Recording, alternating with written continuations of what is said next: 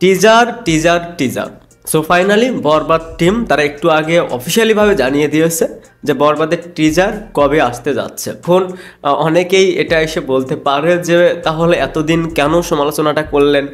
তারা তো ফাইনালি জানালো। প্রথম বিষয় হচ্ছে এটা একটা বাংলা সিনেমা, একজন দেশি ডিরেক্টর। সো বাংলাদেশি ডিরেক্টরদের ভিতর বা প্রোডাকশন হাউসের ভিতর আপনি আসলে কাকে বিশ্বাস করেন বা কোন প্রোডাকশন হাউসের উপর আপনি পরিপূর্ণভাবে আস্থাটা রাখতে পারেন। আমি যদি নাম বলতে বলি আপনি কিন্তু বলতে পারবেন না। ইভেন ডিরেক্টর, আপনি বাংলাদেশি কোন ডিরেক্টরের উপর পরিপূর্ণ আস্থাটা রাখতে পারেন, সেটা তার প্রমোশনাল স্ট্র্যাটেজি থেকে শুরু করে, তার ফিল্ম মেকিং থেকে শুরু করে, তার গল্প বলার ধরন থেকে। আপনাকে যদি এটা নিয়েও নাম বলতে বলি আপনি এটা নিয়ে ভাববেন এবং খুঁজতে থাকবেন। সো সমালোচনা এমনি হয় না, তাদের অ্যাক্টিভিটিসের কারণেই সেই সমালোচনাগুলো হয়। যাই হোক, বরবাদ টিম তারা আজ অফিসিয়ালি ভাবে তো জানিয়ে দিল যে বরবাদের টিজার 27 তারিখ সন্ধে 6:30টায় আসবে। এই যে অপেক্ষা বরবাদের টিজারের জন্য, টিজারটা আসার পর আমাদের কতটা স্বস্তি লাগে। মেহেদী হাসান হৃদয় যে ফিল্মের ডিরেক্টর, সে কিন্তু ফিল্ম সম্পর্কে অনেক আইডিয়া অলরেডি শেয়ার করেছে। তার ভিতর এই সিনেমায় এমন ভায়োলেন্স থাকতে যাচ্ছে যেটা বাংলা ফিল্মে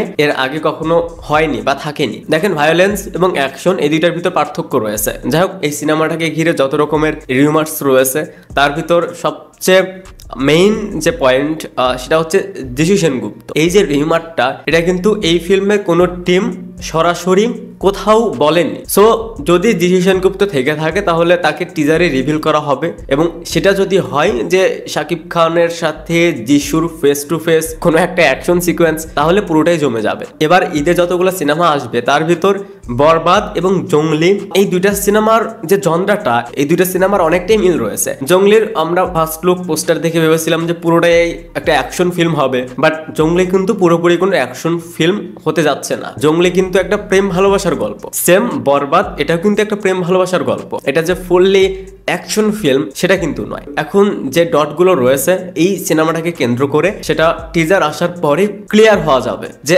আদৌ আমরা বরবাদ থেকে কি পেতে যাচ্ছি। আমি প্রায় ভিডিওতেই বলি, হাইলি এক্সপেকটেশন কেউই রাখেন না। এবারে যে একটা এক্সপেকটেশন রাখেন, তাহলে টিজারটা যদি আসে, যদি টিজারটা ঠিকঠাক হয় তাহলে আপনার কাছে ভালো লাগবে। বাট হাইলি যদি এক্সপেকটেশন থাকে যে মার্কের মতন কিছু ভায়োলেন্স আমরা দেখতে পারবো, আই থিঙ্ক এরকম চিন্তা ভাবনা না করাই বেটার। তো এই ছিল বরবাদ নিয়ে আপডেট। আপনারা কতটা এক্সাইটেড সেটা অবশ্যই কমেন্টসে জানাবেন। Thanks for watching, by.